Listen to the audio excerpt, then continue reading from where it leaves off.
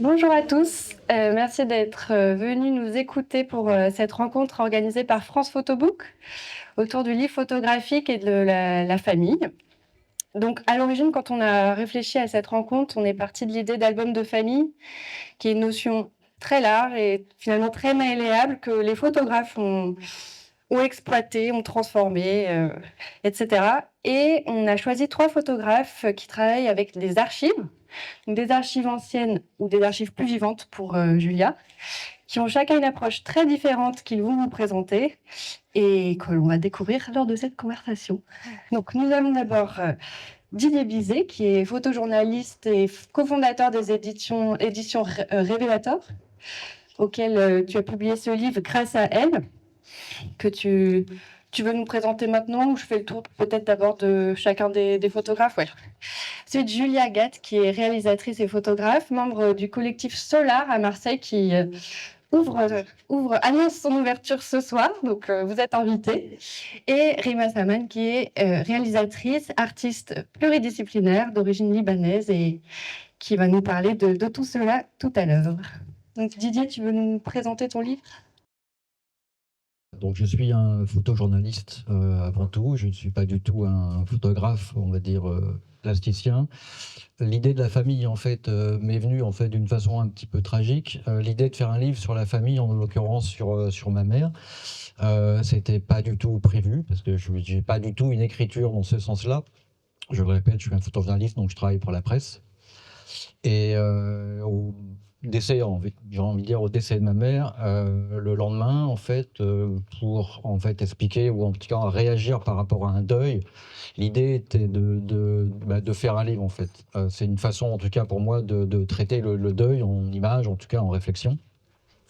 Et j'ai donc réalisé ce livre.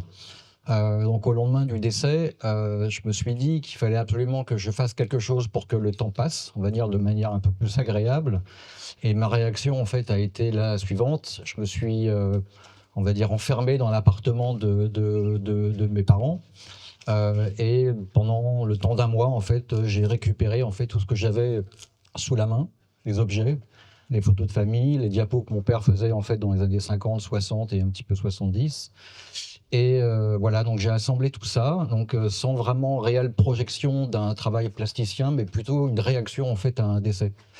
Donc c'est vraiment un travail évidemment de mémoire, puisque les images aujourd'hui qu'on fait, elles disparaissent dans les disques durs, et évidemment on ne sait pas ce qu'elles vont devenir.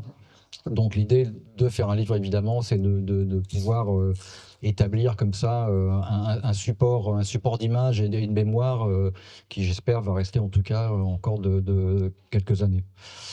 Le travail donc a été pas si simple que ça, mais en même temps, voilà, il a fallu que un peu les yeux fermés, je travaille ce livre sans réelle conviction, sans réelle comment dirais-je, envie commerciale, puisque le livre, je l'ai fait avant tout pour moi et pour ma famille. Et évidemment, donc j'en ai tiré 200 ou 300 exemplaires, je me souviens plus, donc il a été commercialisé. Mais au départ, c'était vraiment pas le but. Le but était vraiment de pouvoir, en fait, comment dire, m'isoler en fait avec les souvenirs de ma famille. Donc à travers le livre, vous le verrez si vous arrivez à la feuilleter. C'est, comment dire, il y a pas vraiment d'histoire, c'est vraiment de la cuisine. J'ai récupéré en fait les photos de mon père, des photos de famille hein, qu'il faisait dans les années 50 et 60. Et puis j'ai photographié en fait aussi tous les objets en fait qui me paraissaient comment dire encore vivants, parce que c'est des objets que moi j'ai vécu, en tout cas utilisé, vécu et utilisé lorsque j'étais petit dans l'appartement de mes parents. Et j'ai aussi donc photographié aussi un petit peu l'appartement. Et puis voilà, donc on va dire, c'est une collection de mémoires, c'est une collection de choses qui me permettent en fait un petit peu de me souvenir en fait, puisque c'est peut-être le seul élément que j'ai ou que j'aurai en tout cas dans les années plus tard pour me souvenir du passé de mes parents. Merci beaucoup. Julia, à toi de nous présenter ton livre Hamza, Hamza, Hamza, publié chez Actes Sud. Merci beaucoup, merci Zoé. Ouais. Je vais faire passer en fait. J'ai ramené aussi un exemplaire de publication de lancement de Solar, du coup, qui vient de sortir. Donc, Rima aussi. Oui.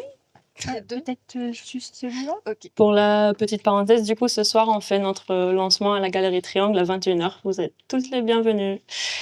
Le projet Khamsa Khamsa Khamsa. Du coup, c'est mon tout premier projet photo que j'ai commencé en étant adolescente. En fait, c'est un recueil de 10 ans de photographies de mes 4 frères et sœurs. On est 5 et je suis l'aînée.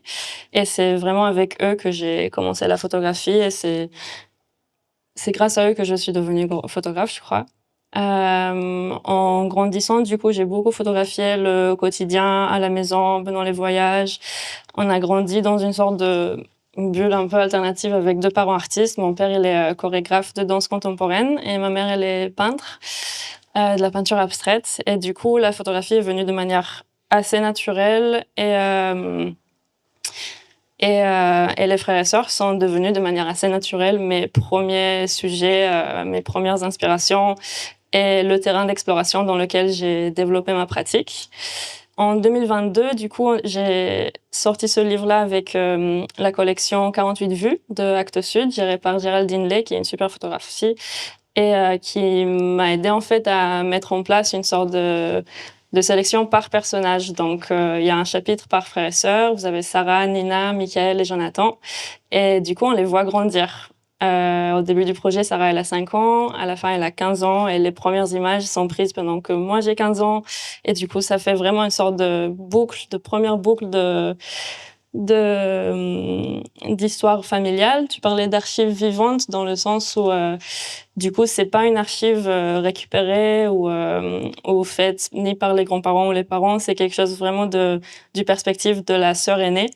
Donc un peu c'est entre deux avec les enfants mais aussi avec le regard un peu plus des pas des parents mais presque qui essayent avec l'accumulation d'images et de documentation, de garder une place pour cette bulle, ouais, dans laquelle on a vécu, dans laquelle on a grandi, qui n'existe plus, puisque du coup, à l'année où on a sorti ce livre-là, c'était aussi le moment où on a quitté la maison de famille, les parents se sont séparés, les frères et sœurs ont commencé à déménager dans différentes villes, etc. Et du coup, ça m'a permis un peu de faire de faire une sorte de pause, de reconnaissance pour tout ce chapitre qui vient de se finir, pour commencer un autre.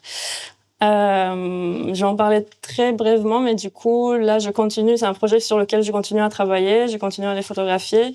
Et du coup, il y aura des nouvelles images qui vont être montrées pendant Paris Photo dans une nouvelle revue qui s'appelle The Photographer, qui va regrouper un peu la suite de ce projet-là. Voilà. Du coup, au-delà de être imprégné dans l'art et la culture, en fait, on a grandi en école à la maison. Ça s'appelle la non-scolarisation. Et du coup, c'est une sorte de philosophie qui est vraiment basée sur les centres d'intérêt de chaque enfant.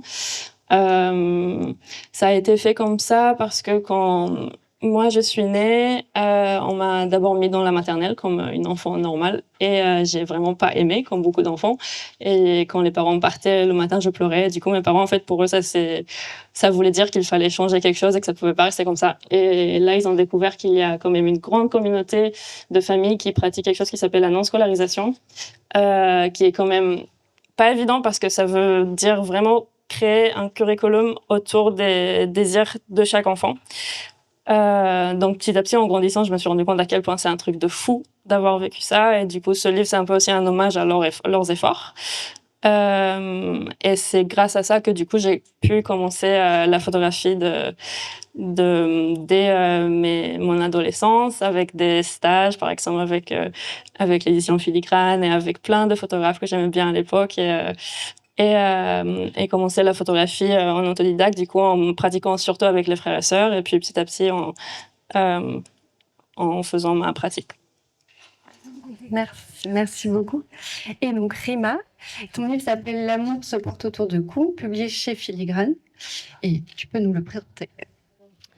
Oui, alors, cette série est née, d'une manière, très impulsive. En fait, un jour, je me suis retrouvée à récolter les quelques photos, de famille que j'avais au fond, du tiroir, de mon bureau à Paris et j'ai commencé, à les colorier, avec une palette, graphique, et à passer beaucoup de temps avec, voilà, en travaillant dessus et ce qui m'inquiétait à un moment donné, parce que je suis cinéaste à la base et écrire un film, ça demande beaucoup, beaucoup de travail et au lieu d'écrire mes films, j'étais là à, colorier, mes photos de famille. Donc ça m'a un peu inquiétée et je me suis dit: «Mais pourquoi je le fais?» Après je me suis dit: «Bon, je vais pas passer ma vie à colorier mes photos de famille, sur quoi je me» parce que moi j'ai une formation de linguiste. J'ai arrêté une thèse en sociolinguistique arabe. Donc l'idée de corpus, elle est essentielle chez moi, en fait. Je me suis dit: «Mais, à quoi je limite mon corpus? Qu'est-ce qui m'intéresse le plus?» Je me suis dit: «Bah, je n'ai qu'à le limiter à mon père, ma mère, les 2 personnes desquelles je suis issue directement et leur fratrie et leurs parents». Donc voilà, et là je me suis auto-missionnée quand j'allais au Liban ou aux États-Unis ou ailleurs, à d'aller chercher dans les albums de famille, de mes frères, de mes tantes, de mes cousins, cousines, chercher, dans leur album, des photos de mes tantes, oncles, voilà. Parce que vous savez très bien qu'on trouve pas, des images de toute la fratrie dans un seul foyer. Il faut aller dans plusieurs foyers pour les récolter. Donc, je l'ai ramené ici, je l'ai numérisé, je l'ai rendé. Et j'aime beaucoup cette idée aussi que les photos me passent entre les mains et puis, je les ai, puis je les ai plus et une fois que je les ai chopées, bah, que je laisse mon empreinte dessus, en fait. Et pourquoi laisser mon empreinte dessus? Parce que moi-même, j'ai pas d'enfant, donc j'ai pas des photos comme ma mère avec mon enfant qui vient de naître ou qui a 1 an, 2 ans, 3 ans. Donc c'était une manière malicieuse de dire, que je suis passée par là, même si j'ai pas moi-même des photos avec mes enfants. Donc voilà, bon ça c'est une petite revanche, mais aussi parce que, la plupart, je me suis rendu compte que la plupart quasiment toutes les personnes de cette génération étaient décédées pendant mon absence, en fait. Elles étaient décédées au Liban. Donc il y a toujours cette histoire de culpabilité quand on quitte les siens, surtout en temps de guerre. Il y a une sorte d'abandon, il y a une culpabilisation énorme, un arrachement. Et donc c'était, aussi peut-être les colorier, c'était une manière de passer du temps avec eux, de leur dire que je les aime, même si je n'étais pas présente pendant toutes ces années. Et d'aller contre la nostalgie, la mélancolie qui m'a sûrement saisie quand j'ai pris la première photo du fond du tiroir pour la colorier. Parce qu'on ne fait pas ce type de travail si on n'est pas dans une sorte de mélancolie assez forte. Donc la couleur me ramenait de la joie à moi. Je passais du temps avec mes tantes, mes oncles, mes parents.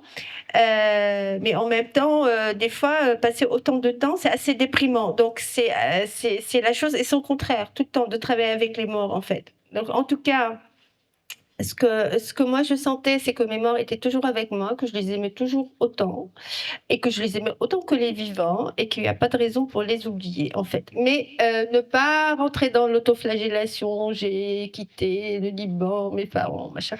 Vous voyez, donc je voulais aller contre ça. C'est aussi une manière de leur rendre hommage, parce que je suis d'une famille qui est super joyeuse, malgré toutes les catastrophes qu'ils ont traversées. Ils ont toujours eu le sourire, de l'autodérision et tout. Alors maintenant, c'est vrai aussi, à part le côté humoristique de ma famille, il y a aussi mes références, en effet. Mes références, elles sont d'abord cinématographiques. On va dire peut-être les premières, c'est le cinéma indien. Bollywood, que quand j'étais petite, j'adorais aller voir des films indiens avec mon père. Pour pleurer, pour sourire, voilà, il y avait toujours une joie dans ces films-là. Les gens il arrivait plein de choses horribles, surtout aux héroïnes, les femmes, bien sûr, parce qu'elles sont des victimes, voilà, idéales. Donc il leur arrivait des choses, des atrocités. Et puis 2 secondes après, elles étaient là avec leur robe bariolée, à sauter pieds nus sur le train qui fonce dans le tunnel, et en chantant avec leur bracelet et tout. J'aimais beaucoup ça, en fait, ce truc, malgré la tristesse, malgré les choses horribles de la vie, qu'on rebondisse et qu'on aille vers quelque chose de joyeux. Donc il y a bien sûr donc le cinéma indien en premier, le cinéma égyptien aussi. J'ai été baignée par le cinéma égyptien, mais il était plus en noir et blanc quand j'étais petite. Ensuite, bien sûr, en venant ici, dans l'art, c'est Andy Warhol, c'était la claque, vraiment la claque de ma vie. Sur toutes les portes qu'il ouvre, il désacralise tout. Avec légèreté et espièglerie, et ça j'aime beaucoup. Bien sûr, dans le cinéma, Jacques Denis, Demy, Almodovar, et puis aussi les couleurs pop, c'était les couleurs des femmes de ma famille, mais aussi c'est la luminosité du Liban, en fait, c'est la lumière du sud que je retrouve ici. Dès que je prends le train de Paris et que je m'approche du sud, j'ai les bananes jusqu'ici, je revis comme une fleur, c'est incroyable, vraiment les premières sensations de l'enfance, on les oublie jamais, en fait.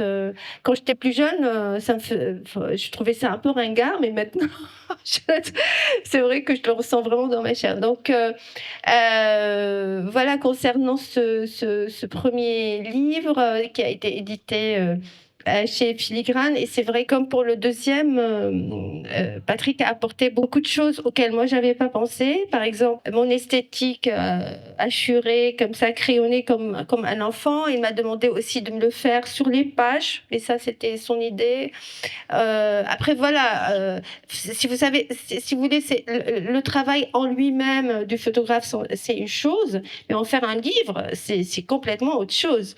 Et là, c'est vraiment, j'ai envie de dire, c'est un art collectif, quoi. Ça veut dire, c'est un art qui ne peut exister sans un bon éditeur qui donne des directions, le choix du format, le choix du papier, le grammage, chez quel imprimeur, voilà. Donc c'est le papier mat, pas mat, voilà. Donc c'est un ensemble. Aussi donc le photograveur, du coup, l'imprimeur, c'est vraiment un ensemble. Et en fait, c'est ce que j'ai découvert, parce que souvent on dit dans le cinéma, parce que moi je viens du cinéma, ça fait presque, oui, à peu près 25 ans que je fais des films.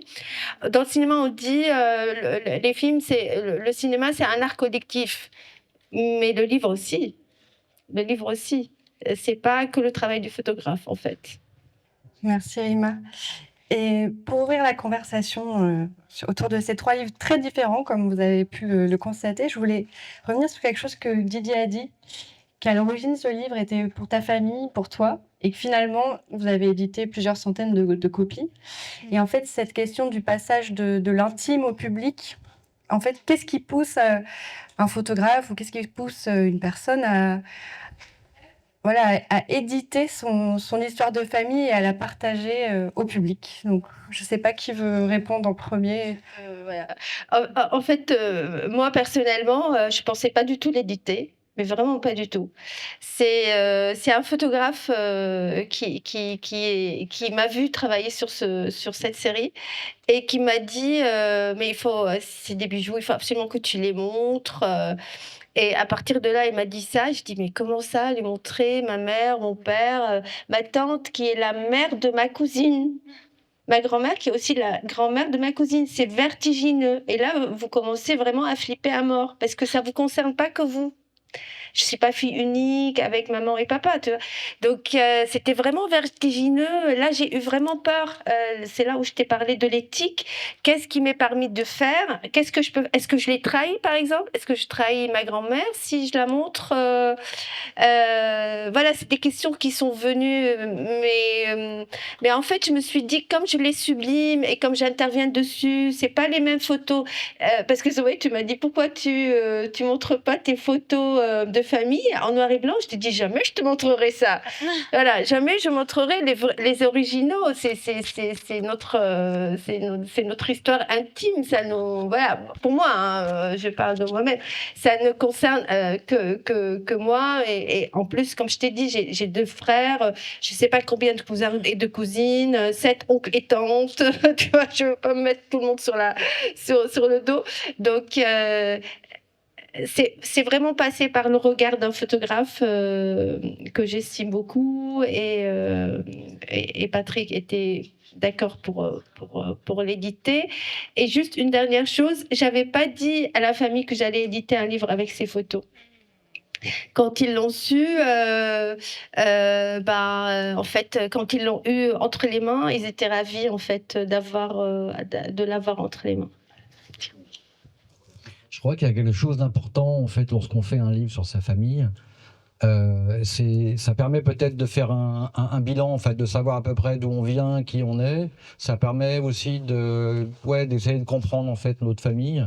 Lorsqu'en fait on récupère toutes les images, que ce soit des objets, des images, des mots aussi parfois, des lettres, enfin bref, plein de choses. Ça permet en peu de temps, en un livre, en une centaine de pages, en fait, de reconstruire en fait les années qui viennent de passer. Donc c'est relativement important. La petite histoire, c'est que le livre que j'ai fait, j'ai découvert en fait pendant un mois, parce que comme je vous l'ai dit, je me suis enfermé pendant 30 jours pour récolter en fait tous les objets, les images, etc. et de construire des choses. Aussi quelques mises en scène que j'ai faites. Mon objectif était pendant un mois, à peu près un mois et demi, de tout composer, de tout construire et de finaliser jusqu'à la mise en page que j'ai faite également. Et j'ai découvert en fait dans les placards en fait des milliers de diapositives en fait que mon père avait fait, donc que je ne connaissais quasiment à peine parce qu'il les montrait à personne. Et du coup, ça m'a permis quand même de découvrir voilà en fait toutes les images qu'il a faites pendant des années, des images qui sont en tout cas pour certaines assez remarquables, en tout cas pour moi, qui ont été aussi exposées dans une galerie à Paris. Donc voilà, c'est vraiment un objet important, c'est un objet important pour la mémoire et c'est aussi un objet de partage en fait. Ça permet aussi de montrer un petit peu ce qui est important quand même, c'est de pouvoir garder en fait le souvenir, parce que dans l'ère numérique qu'on vit, les choses disparaissent, les choses vont disparaître. Donc c'est important de garder ça. Pour ma part, j'ai appris à accepter que je travaille de manière très lente sur des projets qui prennent vraiment des années à se construire et en fait qui se base vraiment sur une archive dans laquelle j'accumule des images sur plein de sujets différents, et c'est au fur et à mesure du temps que je vois quels sont les sujets qui sont chers pour moi et qui en ressortent. Donc le fait de partager vraiment un projet sur la famille et sur notre quotidien n'était pas forcément une évidence dès le départ, mais c'est devenu le cas pendant mon année de fin de diplôme aux Pays-Bas, quand j'ai fait une licence en photographie à Rotterdam. Et en fait, toute la dernière année, je me suis rendu compte que je veux travailler sur rien d'autre que ça, parce que c'était le sujet qui me tenait le plus à cœur et finalement dans lequel je me retrouvais aussi le plus alignée à partager, parce que c'est la chose que je connais le mieux et parce que ça vient justement de mon intime et que j'ai un lien direct avec. D'accord. Et est-ce qu'il y a peut-être aussi une volonté, à travers ce regard d'un étranger, de chercher un sens qu'on n'aurait pas saisi, qu'on n'aurait pas vu, à travers, sans aller jusqu'à un geste psychanalytique, mais peut-être volonté d'avoir un nouveau regard sur cette histoire très intime et dans laquelle on a baigné et qu'on voudrait voir de l'extérieur? En fait, moi, je pense qu'une fois que le livre a existé et que les tirages ont commencé à être exposés, ça me plaisait, ça me touchait beaucoup quand une personne achetait un de mes tirages. Parce que j'aimais beaucoup que ma famille aille dans toutes les maisons, en fait. C'est une histoire d'humanité. Moi, en fait, longtemps, j'achetais des photos anonymes dans les brocantes, et mon appartement était plein de photos anonymes. Et quand les gens venaient me voir, ils me disaient: ah, mais c'est ton nom? Le nom, je sais pas qui c'est. Voilà. Donc j'avais des hommes, des femmes, des enfants, mais personne n'était de ma famille en fait. Mais ce que je voyais en eux, c'est l'image de l'humanité en fait, le visage de l'humanité, c'est tout. Ils étaient beaux, la photo était belle. Et donc, je reviens par rapport à ce que, voilà, donc que mes parents ou ma famille aillent dans les maisons des uns et des autres, je trouve ça très beau que d'autres les accueillent. Et c'est une manière aussi pour moi de leur donner une seconde vie. Ils ont vécu au Liban, d'accord, ils sont passés par le ciel, et après ils sont aux États-Unis, en France, je sais où, voilà. Donc, mais c'est plus comme ça en fait, et que les gens voient dans ma famille la leur. La leur, mais vraiment, comme moi, j'ai vu dans la leur, comment on dit, j'ai vu la mienne dans la leur. Voilà, c'est ça. Pour ma part, non, en fait, pas spécialement, puisque je le répète, en fait, ce livre que j'ai fait, il était avant tout pour mon deuil. Donc, mon deuil n'appartient qu'à moi. Donc, l'idée, en fait, de pouvoir aujourd'hui peut-être partager ces images, pourquoi pas. Mais maintenant, ce que je vois à travers mon livre, c'est pas forcément en fait l'histoire de ma famille qui peut-être n'intéresse pas spécialement beaucoup de monde. Mais par contre, ça reste peut-être un certain, finalement un documentaire en fait à travers les images de mon père qui commencent dans les années 50 jusqu'au fin 60, début 70. Et c'est vraiment un documentaire sur une famille typique française des années 60, un peu catho, un peu machin, les pique-niques en montagne, etc. Donc pour moi, en tout cas, c'est plutôt ça. Enfin, c'est la façon dont je le vois. D'accord. Pour moi, il y a deux choses. Je crois déjà de base, les photographes qui me touchent beaucoup, c'est justement des photographes qui travaillent avec leur famille où tu vois vraiment le lien très fort au sujet. Je pense à Julien Magre, aussi à Davy, ce genre de projet. Donc je pense que c'est quelque chose qui me touche énormément, le fait de voir ce lien en fait entre que la présence du photographe est très claire dans la relation avec le sujet. Et après, en particulier avec ce projet-là, il y avait toute la question sur la philosophie d'éducation, en fait, qui n'était pas forcément évidente, et qu'en général, quand je montrais les images, il y avait pas mal de questions qui venaient par rapport à ça. Donc, en fait, je pense que le projet, pour moi, a permis aussi de montrer une sorte d'exemple d'une enfance alternative d'une certaine manière pour créer un peu plus de dialogue sur l'éducation en général, sur comment on traite l'enfant dans ce monde, etc. D'accord. Et Rima, tu évoquais la question éthique et je me demandais, Julia et Didier, si vous, c'est une question aussi qui vous a traversé. Comment s'est passé le choix des images? Est-ce qu'il y a eu un dialogue avec le reste de votre famille? Est-ce que c'est que vous avez fait seul et après vous leur avez fait relire? Je ne sais pas. Enfin, j'étais curieuse du processus de sélection des images.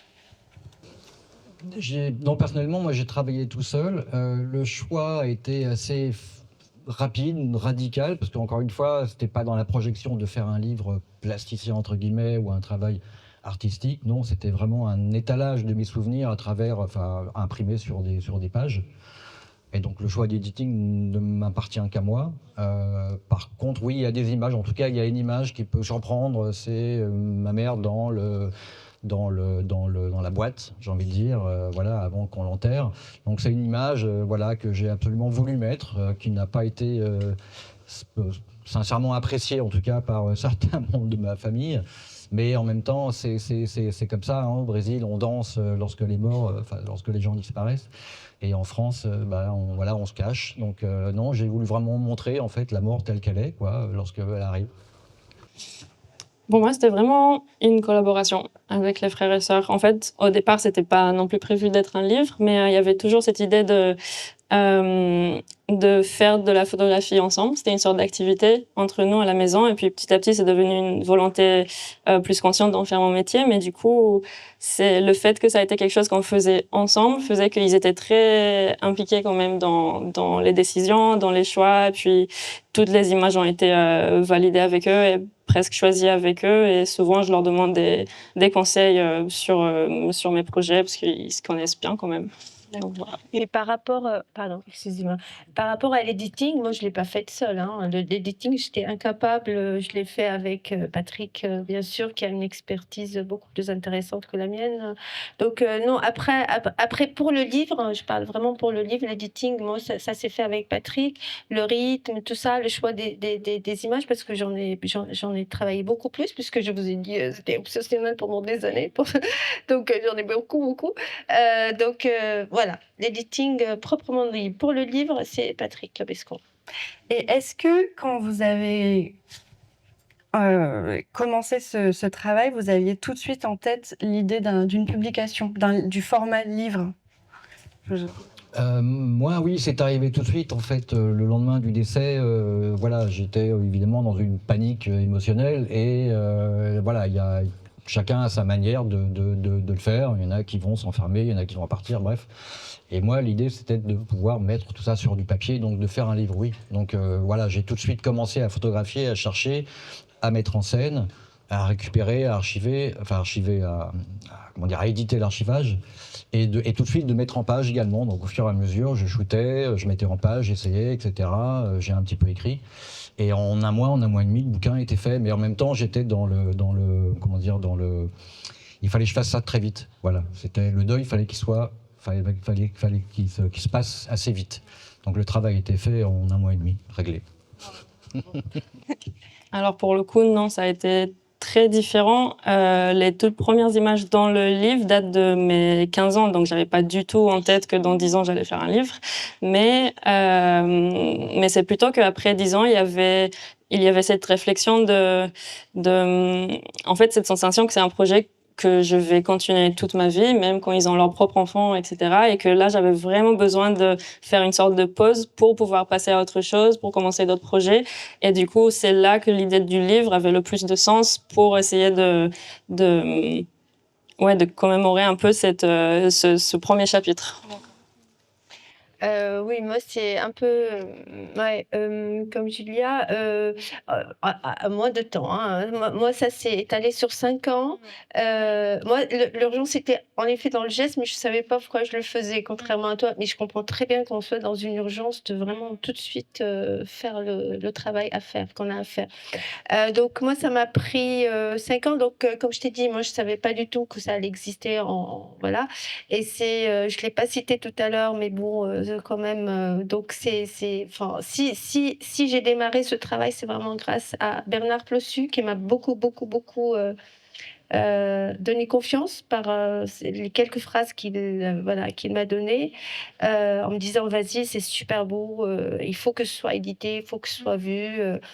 Donc voilà, c'est vraiment grâce à Bernard Plossu. Ensuite, donc, une fois qu'on a dit ok, ça va être édité. Là, il y a eu un autre travail pour le livre parce que Patrick Lebescon m'a fait faire des choses que j'avais pas fait pour le livre. C'est-à-dire l'objet livre m'a poussé aussi à travailler, à faire un travail supplémentaire pour le livre. Voilà. Et est-ce que vous avez déjà présenté ou imaginé présenter autrement ces images, par exemple à travers une exposition, qui finalement est une nouvelle manière de partager cette histoire très intime et de la confronter à un public? J'ai fait une exposition il y a 2 ans, alors non pas de l'ouvrage, parce que pour répondre à ta question, effectivement, je trouve que lorsqu'on sort du contexte, enfin les images du contexte du livre, elles deviennent différentes, elles racontent autre chose. Je ne parle pas forcément de l'editing à travers le livre, mais une fois qu'elles sont sorties du contexte du papier, accrochées sur un mur, c'est encore autre chose. Donc j'en ai juste profité en fait pour montrer en fait surtout les images de mon père en fait qui avaient leur propre sens. Oui. Alors, à la sortie du livre, il y avait une exposition ici aux Rencontres à la Croisière qui accompagnait du coup le bouquin et qui avait aussi un court-métrage qui accompagne la série photo du coup, qui pareil sur 10 ans d'images cinématographiques. Donc ça, c'est un peu les 2 médiums dans lesquels j'ai travaillé. Et comment tu as ressenti la différence de perception, et même pour toi, la différence de transmission, si on peut dire? J'ai eu plus d'expérience du coup en montrant ce projet en exposition qu'en livre et c'était intéressant de voir comme à partir du moment où l'objet existait, en fait, il y avait quelque chose de beaucoup plus personnel qui pouvait se faire avec les gens où ils pouvaient le récupérer chez eux de manière tellement plus légère et directe et je pense que ça a rajouté vraiment quelque chose de plus un lien plus fort avec le travail en fait. Alors, nous, on a sorti le livre pour le festival Portrait de Vichy. C'est le premier festival qui m'a exposé, en fait. Et à partir de là, et voilà, merci beaucoup, Fanny du Péché, parce que quand même, c'est génial d'avoir eu cette opportunité ouais, d'exposer dans ce beau festival. Donc, ça a accompagné voilà, cette exposition. Maintenant, la différence entre les deux, c'est pas le même papier, c'est pas le même format, les couleurs sont plus pop. Oui, ça veut dire vraiment le même. C'est pour ça que je vous ai dit que, si vous voulez, bon, le livre, c'est un art collectif qu'on ne fait pas seul, mais les tirages aussi, mais ça se fait avec d'autres personnes, avec mon tireur, Vincent Chéron de Cadre en Scène, le choix du papier, voilà. Donc ensuite, avec la galeriste, on pense on peut dialoguer sur les formats parce que moi c'était ma première série, les formats, le type d'encadrement, bord, pas bord, quel type de cadre. Vous voyez, à chaque fois, on se fait accompagner quand même. Quand on a la chance d'être accompagné, c'est super parce que chaque personne vient avec une expertise. On peut pas avoir, je sais pas ce que vous pensez, mais c'est dur quand même de régler plein d'histoires tout seul, quoi. Ne serait-ce que le format, le papier, bon voilà. Donc si on est accompagné, c'est super. Et moi, si vous voulez, c'est pas le même rapport parce que le livre, c'est facile, les gens l'emportent dans leur bibliothèque. Mais un tirage, c'est un engagement. Ça veut dire si quelqu'un adore ce que vous faites et s'il l'acquiert, il devient un membre de la famille, en fait. Tu vois, il devient un membre de la famille. Quand il a le livre aussi, voilà, il a ton album, mais c'est pas pareil, c'est pas le même engagement de l'autre. Ouais. Oui. Et tu as fait un film aussi? Oui, alors cette série L'amour se porte autour du cou, comme j'ai passé beaucoup de temps à les colorier, ça m'a rappelé toutes les histoires, tous les récits de famille que j'ai entendus dans mon enfance. Donc du coup, j'ai fait un film hybride qui s'appelle Dans le cœur une hirondelle. C'est un film à la croisée de plusieurs genres. C'est un film qui dure 1h30. Où il y a plusieurs régimes d'images, des archives que je contourne aussi, un travail vraiment pareil de titan en fait. Je travaille photogramme par photogramme, voilà. Voilà. Et c'est un film du coup, comme c'est de l'image animée, c'est un film vraiment avec une trame narrative, avec des rebondissements narratifs, avec une évolution. Et c'est un film sur les mythes familiaux, sur les mythes et les légendes familiaux et sur leur rôle et leur fonction.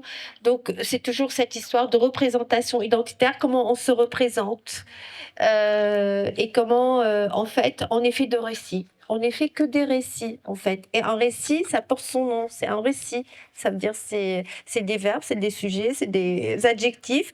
Et chacun s'approprie ces verbes, les change un peu, les tord un peu. Et les récits ne sont jamais identiques d'une génération à une génération, ni d'une personne à une personne. Et il faut le savoir, en fait. Et c'est un film qui me tenait beaucoup à cœur à une époque en France où il y avait beaucoup de rigidité communautaire. Des retours à la source, mais bêtes et méchantes en fait, et des replis. Et voilà, donc c'est un pied de nez à tous les films de retour à la source très simplistes pour moi.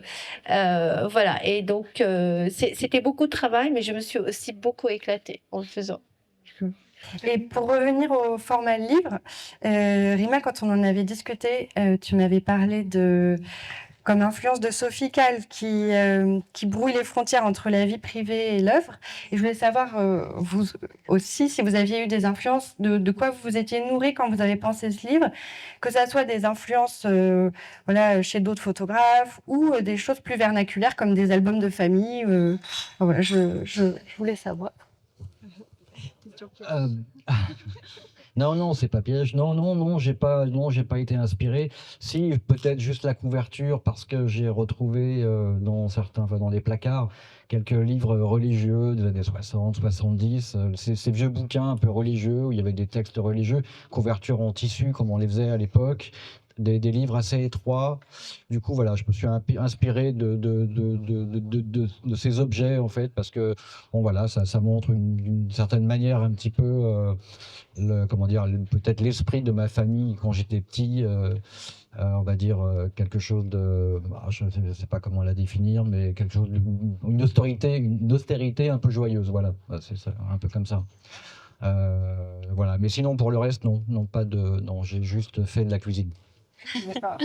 Julia. Alors, pour le format, déjà, il y avait la contrainte de la collection, du coup 48 vues, qui est une collection, c'était le deuxième dans cette collection. Le premier, c'était un livre de Julien Gester, qui prend le même format et qui vient en fait à l'idée de Géraldine Lay, rompre un peu avec le beau livre traditionnel de photo et créer quelque chose de plus léger, presque format zine en fait, qu'on peut, du coup, qui peut être beaucoup plus accessible.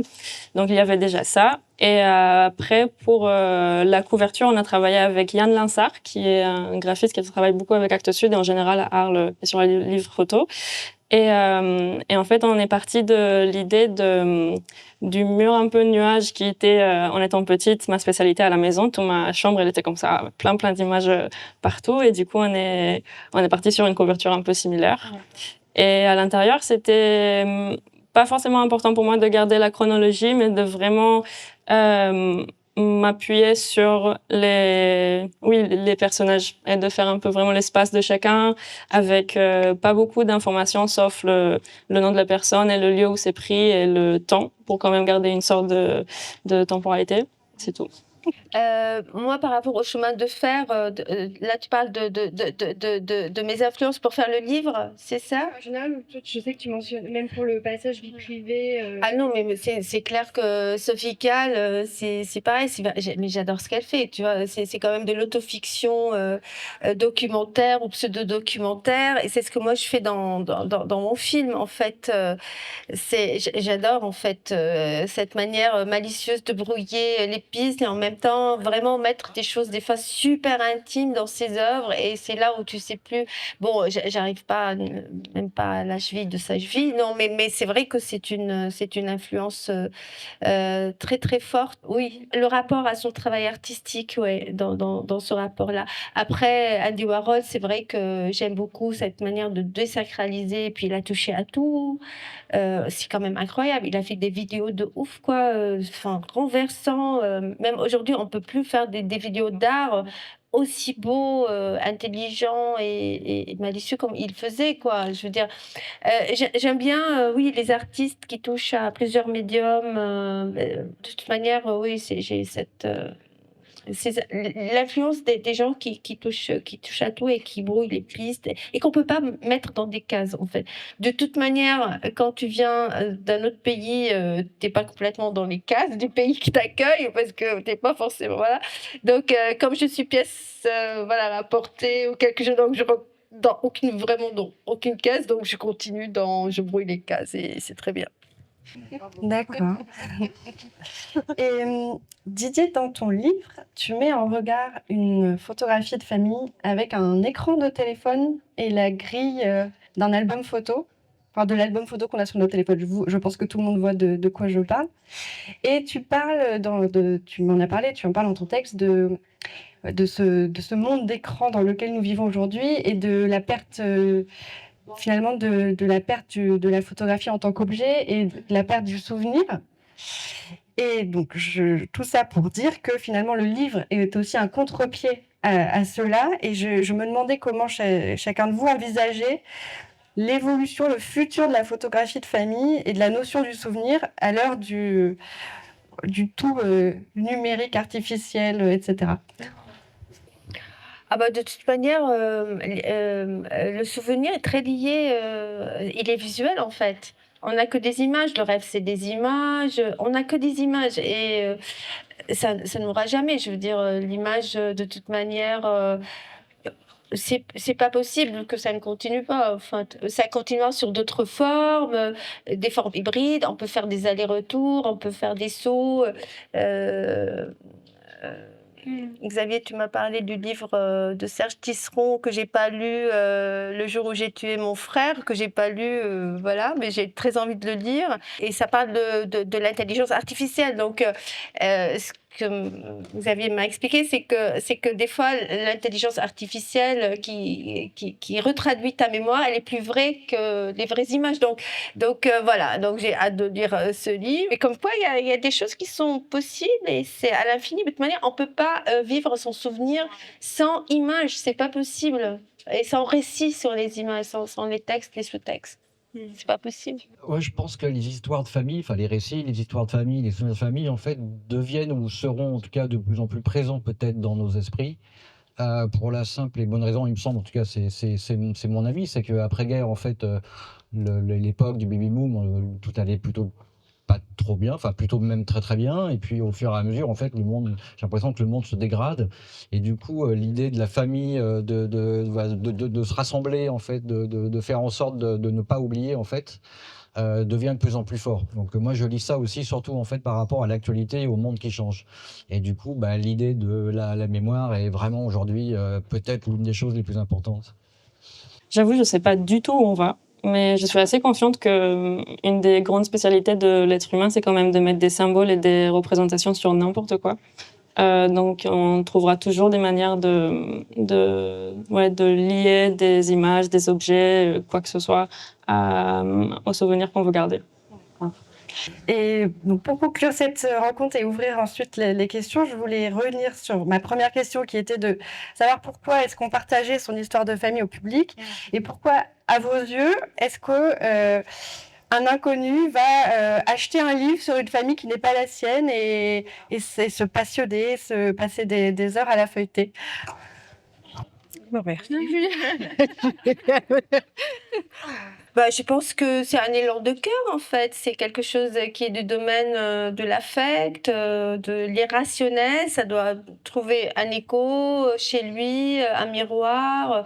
C'est ça qui est beau aussi. C'est-à-dire que ce qui est beau dans l'art aussi, c'est que la connaissance vient par la perception et par le sens. Le sens, la signification vient par le sens, les yeux, le toucher. Voilà, donc je pense qu'il l'achètera quand ce livre parlera de lui. Parce qu'on cherche tous quelque chose qui parle de nous. Et c'est pas égocentrique, hein. On peut être dans l'altérité, on peut être... y a aucun souci, mais on veut se connaître, en fait. On veut ouvrir des portes en soi. Donc, moi, je pense que c'est comme ça que j'ai acheté des livres et que j'ai acheté quelques œuvres, en fait. C'est parce que ça parle de moi. Pour moi, je pense que ça parle de... Ça montre à quel point on est tous tellement liés, en fait, et on vit dans un monde qui essaye tout le temps de nous séparer et de mettre des limites sur nos priorités, qui sont les gens qui sont importants pour nous, et on devrait avoir plus d'affection pour certains et pas pour d'autres, et en fait, c'est juste pas vrai. En fait, on est tous connectés, et le fait de voir quelqu'un qui est aimé par la personne qui le photographie, ça te fait directement sentir l'amour que toi tu as en toi par rapport à quelqu'un d'autre, et du coup, je pense que c'est juste une preuve de ça. Le mot de la fin? Non, j'ai du mal à répondre à la question parce que, en fait, tout dépend du contenu du livre, tout dépend du sens des images et évidemment du récit. Mais c'est vrai qu'en ce qui me concerne par rapport, évidemment, à mon livre, qui est un décès, enfin, qui part d'un décès, le partage n'est pas forcément évident. Donc, l'acte d'achat, voilà, d'un livre qui parle du décès, il est pas facile. Non, alors peut-être que, je sais pas, non, il n'est pas facile. Merci beaucoup à tous les trois pour cette plongée dans ces histoires. Et je voulais savoir s'il y avait des questions parmi l'assemblée. Didier Bizet qui dit qu'il y a des gens qui n'étaient pas contents dans la famille de voir Jeanne dans la boîte, mais il devrait leur donner les photos et faire racontez-moi une autre histoire. Et au passage, il y a quand même un truc en feuilletant le livre. Il y a une bonne sœur qui se promène, on a bien envie que vous l'exploitiez. Je ne sais pas quelle est cette icône qui hante votre famille, mais elle apparaît 2-3 fois, on se dit celle-là elle doit être porteuse de quelque chose dans la famille. Et la dernière pour Rima, si je donne les photos de ma famille, de mes parents, tu peux me les colorier ? Non, mais ça, j'adorerais faire en fait. Je l'ai fait pour une personne aux États-Unis, pour sa maman. Elle m'a demandé pour sa maman. Ouais. Mais ça, j'adorerais faire, oui. Je te les envoie. Ah, très bien. La bonne sœur, ouais, bah, c'est une tante qui traînait là. Enfin, quand j'étais petit, je la voyais, je comprenais pas ce qu'elle faisait là. Elle est habillée tout en noir. Elle explose par moment, elle prend toute la scène. Tout le monde est en train d'écouter la bonne sœur. Je sais pas ce qu'il racontait. Je sais pas. J'étais tout petit, je sais pas. Merci tous les trois déjà. J'ai une question qui m'est venue en écoutant Didier, mais qui je pense s'adapte à tous les trois. C'est que quand on parle de ces sujets-là, que ce soit, enfin, c'est un lien, tous ont un lien avec la famille, mais on parle du deuil dans certains cas, etc. C'est des sujets qui sont hyper personnels et hyper sensibles, surtout que dans certains cas, on exploite des photos qui sont pas les nôtres, mais des photos de personnes qui étaient peut-être pas vouées à arriver dans les mains d'autres personnes. Ma question, c'est un peu comment, dans ce cas-là, quand est-ce qu'on se sent prêt à partager ces images-là, c'est-à-dire être quelque part dépossédé de cette histoire-là, enfin, dans un sens, hein, ou est-ce qu'on se sent jamais prêt et on accepte juste à un moment donné de construire quelque chose autour de ça, quoi. La vocation, en tout cas, de mon livre, n'était pas de le montrer au départ. En tout cas, n'était pas ni de le vendre, ni de le partager. Je l'ai fait pour moi, pour ma famille, pour mes frères et sœurs. Point barre. Donc après, si je peux le partager, si les gens peuvent l'acheter, et puis s'ils peuvent en profiter, très bien. Mais au départ, l'idée, non, était vraiment pas de le partager. Enfin, c'était pas la vocation du bouquin, vraiment pas. En tout cas, c'était pas son objectif. En tout cas, pour le mien. Moi, comme j'ai dit tout à l'heure, c'était assez vertigineux en me posant des questions éthiques. Est-ce que ma grand-mère ou ma tante serait d'accord, voilà. Mais une fois que j'ai dépassé, bon, enfin, ça m'a pris quand même quelques mois pour dépasser cette problématique-là. Je me sens pas dépassée. Pourquoi? Parce que, en fait, moi, je sublime ces photos. J'interviens dessus. Donc, c'est pas les photos. C'est pour ça, Zoé, je te dis, les photos de famille, vous les verrez jamais. Vous ne verrez jamais les petites photos en noir et blanc. Donc, dès qu'il y a une intervention, parce que moi, ce qui m'intéresse, c'est de transformer le réel, en fait. Ce réel-là, moi, je le détourne et je l'augmente, voilà, ou je le diminue d'ailleurs. Donc, je me sens absolument pas dépossédée. Après, il y a l'idée du prix du livre, en fait. C'est assez important, en fait, par rapport à un livre qui raconte le décès de quelqu'un. Un livre à 40 balles qui raconte le décès de quelqu'un, c'est bizarre. Enfin, il y a un truc qui me gêne, moi, dans la vente d'un livre qui raconte le décès de quelqu'un. C'est compliqué, quoi. Enfin, on peut pas vendre un bouquin comme ça. Je sais pas. Moi, ça me paraît très bizarre. Je pense que pour moi, le partage a toujours fait partie de l'acte, je crois. Pour le coup, c'est vraiment les images de famille qui sont montrées. Donc, c'est vraiment des moments de notre quotidien très intimes. Mais je pense qu'on a un peu grandi avec une philosophie aussi très ouverte sur le monde. Et dans ce sens, ça n'a jamais trop posé problème ni pour eux, ni pour mes parents. Puis, si j'ose, parce que je vais rebondir sur ce que tu viens de dire, parce qu'en fait, n'oublie pas que c'est une image, en fait, c'est pas la personne. Mais là, c'est en même temps, moi, quand je l'ai colorié, c'était la personne. Ouais. Je passais, c'est-à-dire son image, l'image de ma tante était ma tante. C'est pour ça que je voulais passer beaucoup de temps avec elle. Elle était, voilà. À la fin, l'image, c'était ma tante, mais en même temps, une image, c'est une image, en fait. C'est pas le réel. Ouais. C'est pas. Tu vois ce que je veux dire? On est du domaine de la représentation, juste de la représentation. Tu disais tout à l'heure, nous sommes des récits. Et là, je pense que c'est exactement ça. En fait, on raconte des histoires à travers des contextes très intimes. Mais ce qui est montré, c'est les récits qu'on raconte. Ouais, ça tombe bien, il n'y a plus de questions. Merci à tous et merci aux 3 photographes. Je vais les applaudir.